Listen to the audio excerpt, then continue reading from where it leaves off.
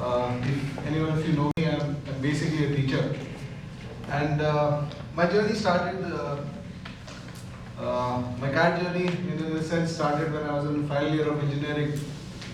And I had absolutely no clue that somebody like me makes it to an IIM, if you know what I mean.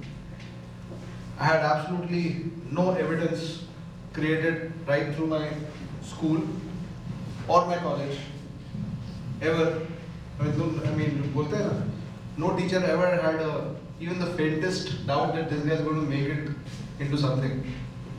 And the first time I actually picked up the challenge, it actually turned out to be very easy for me to actually crack this. And by default or by design or whatever, I suddenly found myself in IIM Bangalore with the best minds in the country, studying with them. And 2 years there, after passing out of IIMB, I was in the 1993-95 batch. My journey actually started there.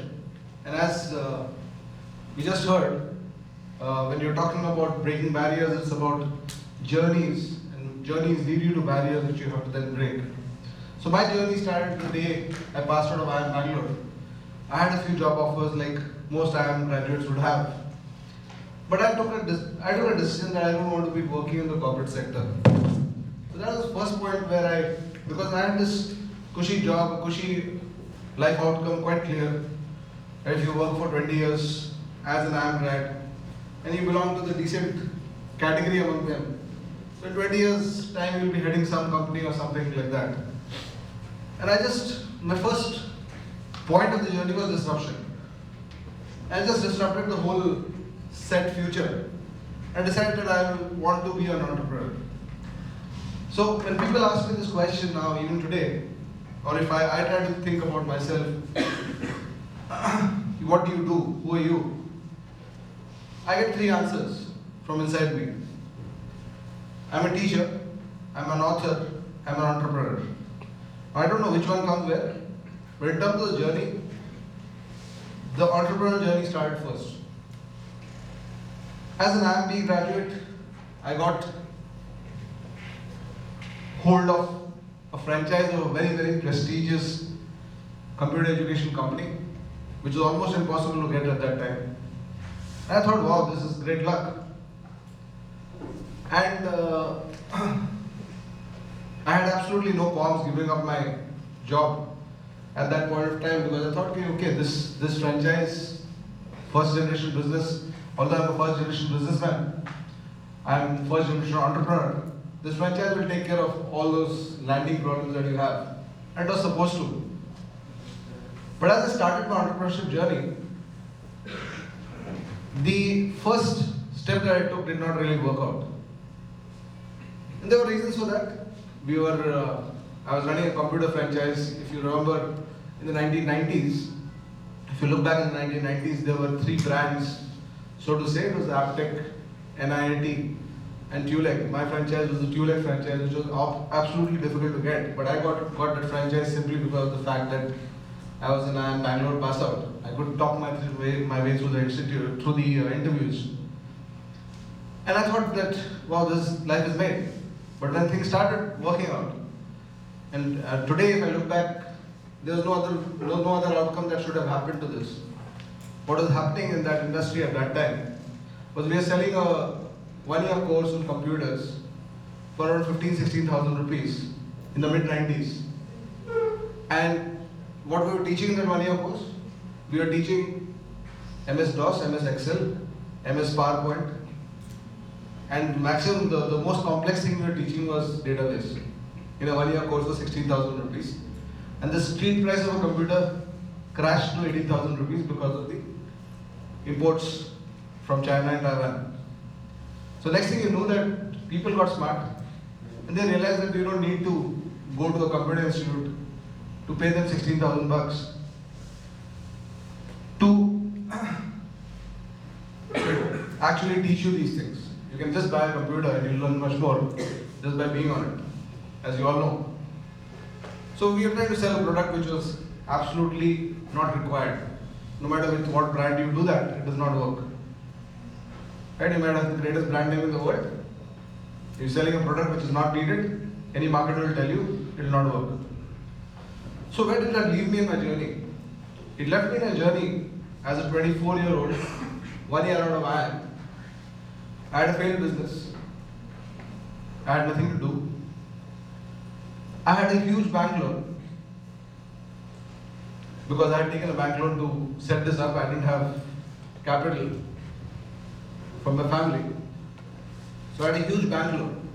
The interest and the penalties of which were larger than what I could get as a salary as an IIM graduate.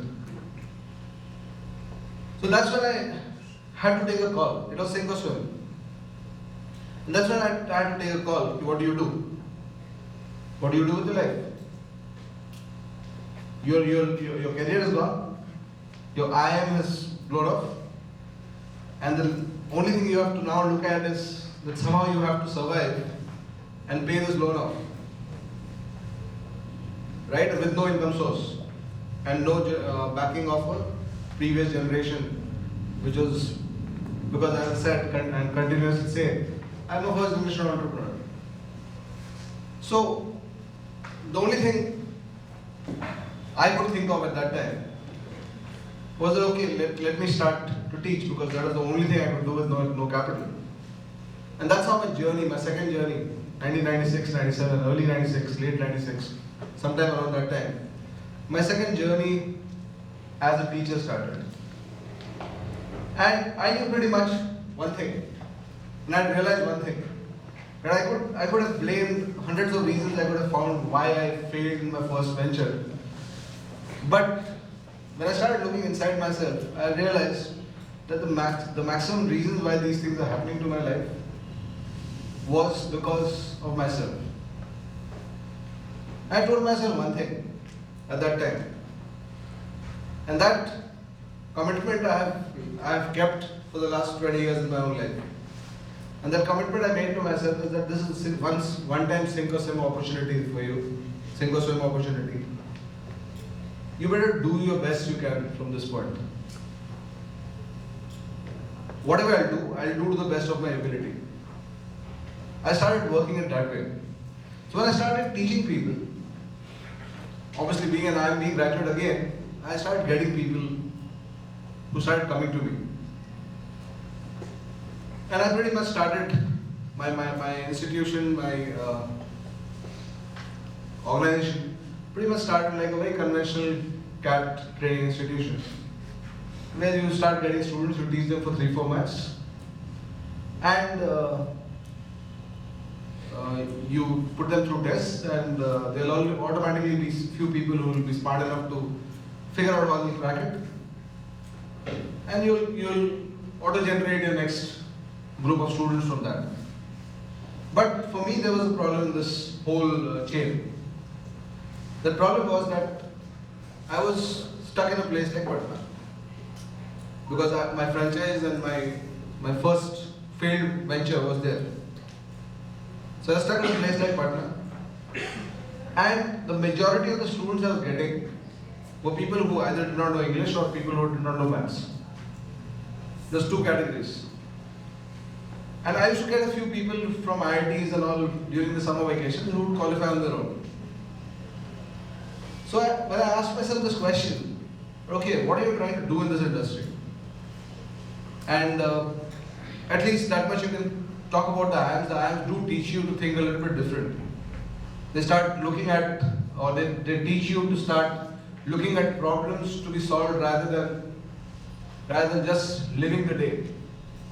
So the problem I started to ask myself, okay, this guy who's coming from IIT, he's qualifying on his own. He does not need me. If I'm there, I might convert his 99.6 percentile to a 99.9 percentile. But even if I was not there, he will still get through.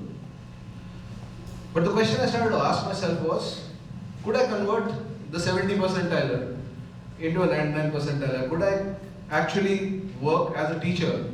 Because that was the challenge I was facing there. As a teacher, could I raise intelligence? Could I, as a teacher in my classrooms, raise intelligence of a person who does not know how to think mathematically?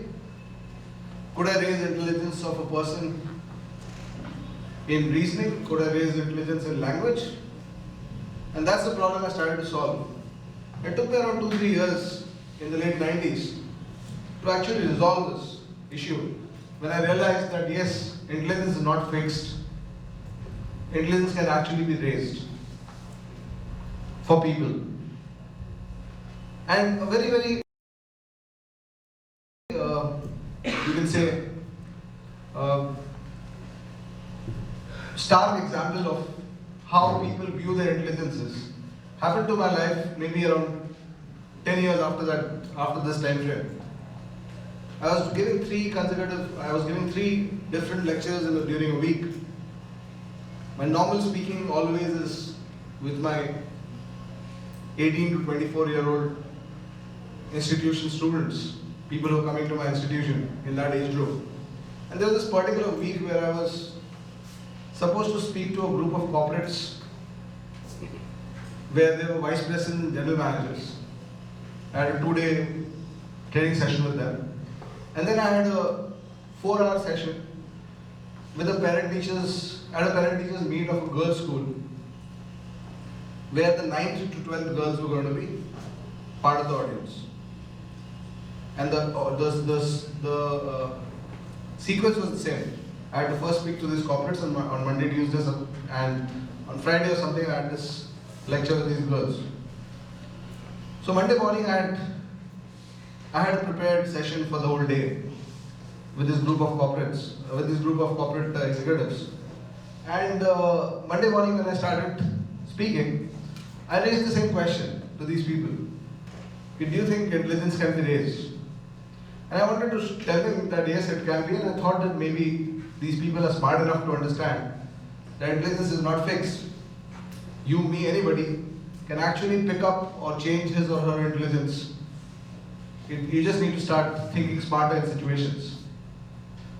So, when I started speaking to this group of executives, I had a very tough time putting this point across to them.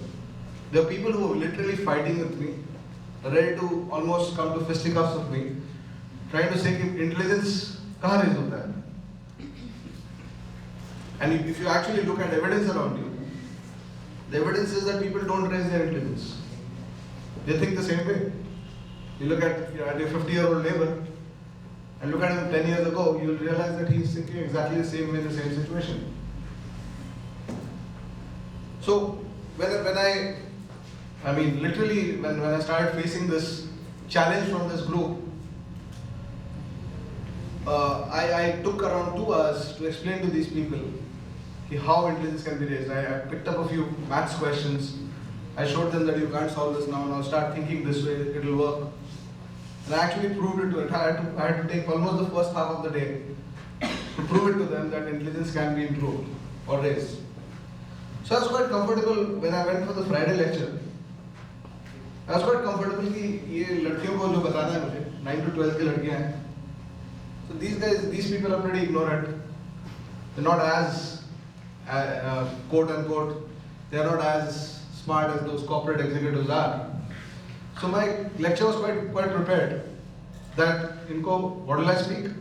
I'll start with, can intelligence be raised? I'll expect an answer no. And then I'll prove what I proved with that Monday lecture, कैसे raise होता है. And I'll show that over 2-3 years. Now imagine my plight. There's a group of girls, around 1,500 girls, sitting in front of me in the auditorium. I have a 3-hour lecture prepared, and I tell them, do you think intelligence can be raised? And the only sound I hear from the audience is yes. And I have to suddenly replan the whole lecture. Luckily, since I'm into that all the time, it didn't matter much to me. I could do that. But what kind of stuck to my mind is that 45-year-old general managers and vice presidents know that intelligence is fixed. And 13-year-old girls know that intelligence can be changed. And where along the way do these people discover that? Do we lose it? Unfortunately, the systems for the development of intelligence are not understood by people. And that's what, once I realized this fact, by 2000, early 2000, 2001, my first 4-5 years of training, I realized that even if a person comes to me who does not know anything, I can train him to get to an IIM. I could make that happen. So once I realized that I've got something to give, not just to my students, I've got something to give to the world. And that's when I decided, okay, I'm teaching these students in Patna, nobody knows me outside. Let me try to break another barrier. Let me try to write for a publisher. So when I started thinking, write for a publisher, the first publisher who came to mind was McGraw-Hill, because they're the largest brand name. So I just sent them a one-page fax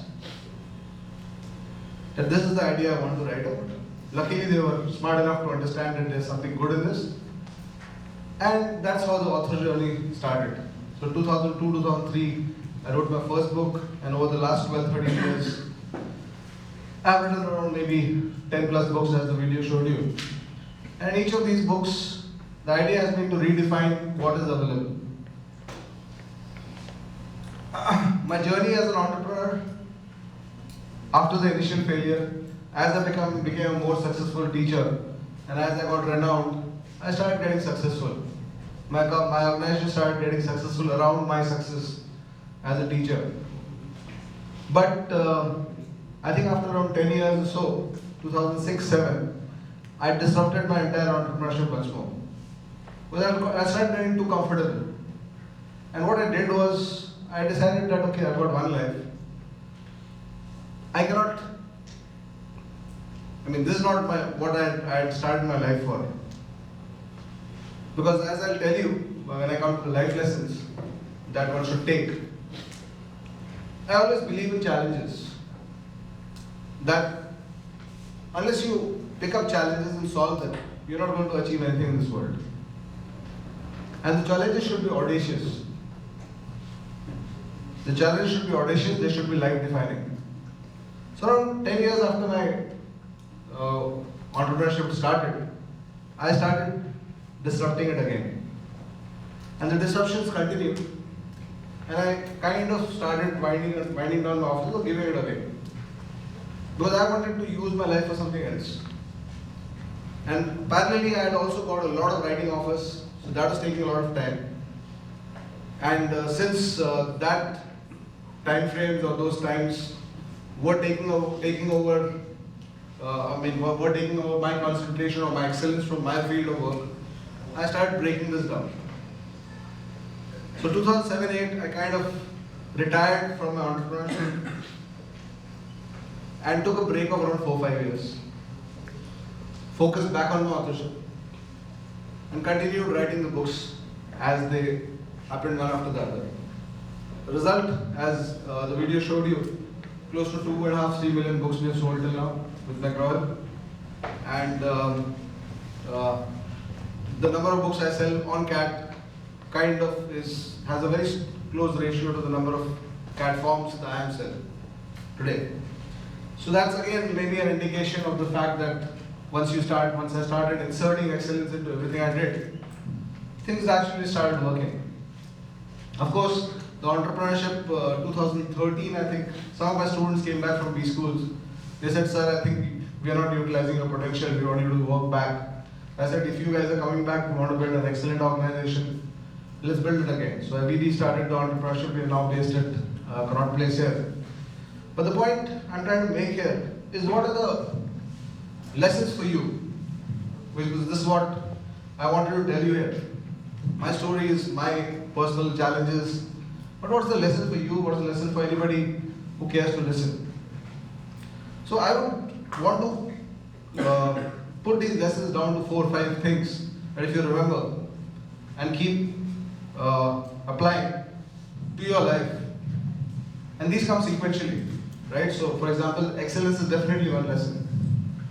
But excellence happens in the context of something, right? So you need to understand the sequence in which you need to execute these things so that you can get the outcomes you deserve and more. Because for you, today, sitting here today, if I ask you what is possible, so my answer to that question will come in the form of another question. The question I'll ask you is, Do you know the Microsoft CEO? Do you know the Microsoft CEO? We all know that, right? But I'm going to change this question by adding 2 words to it. Do you know the Microsoft CEO in 2045? Who's he or she? If you somehow get hold of that person today and ask him or her, what are you doing?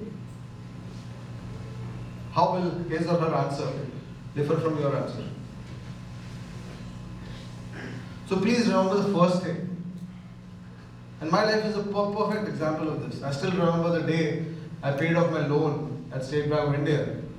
I came back so light from the bank that when I actually came back home, I thought, you were 100 feet below the ground. Now you come back. Now you can go anywhere. So please remember the first thing, the first principle is anything is possible in a lifetime. But what you need to, things will not happen unless you make them happen. That's also true. So the second principle that happens is, what are your challenges that you're picking up? What are your audacious challenges? So if I ask you this question, and you can introspect here about your own life and your own times, what have been the audacious challenges you picked up in your life? So when you're talking about picking up challenges, you have to talk about redefining them. So Virat Kohli talks in 2011, he decides in 2011 that I'll become the best batsman of the world. He achieves it. Mahatma Gandhi says that I'll ask the Britishers to leave India. He achieves it. Roger Federer defines as a kid first that I want to be the best tennis player in the world. He achieves it. That's what redefining challenge is. So the second point, the second life learning is that from this point onwards, you should live for challenges. But then the last principle, put your head down and work. That's it. Once you have defined what challenge you are trying to achieve, and you break it down into tasks that, okay, if I achieve this, I'll get that. And you define, I'll do everything to my most excellent state. I'll try to do everything I do as best as I can. The last step is just putting your head down and working like nobody's business. Anything is possible in a lifetime, and that's the basic premise on which you have to live your life on. Thanks a lot.